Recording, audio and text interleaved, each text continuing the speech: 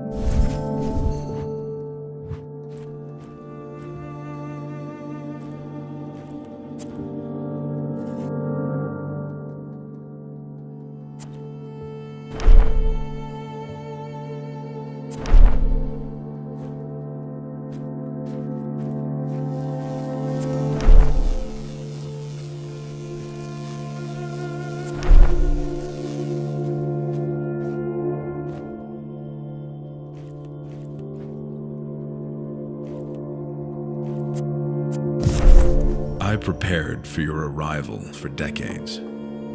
The only thing you need to do is to climb the stairs I've built. This is the place where my journey began, where I became truly aware of the unbelievable power this island possesses. I was rather curious back then, so eager to discover and learn. My mind was so clear and naive. I miss those times. Your journey must also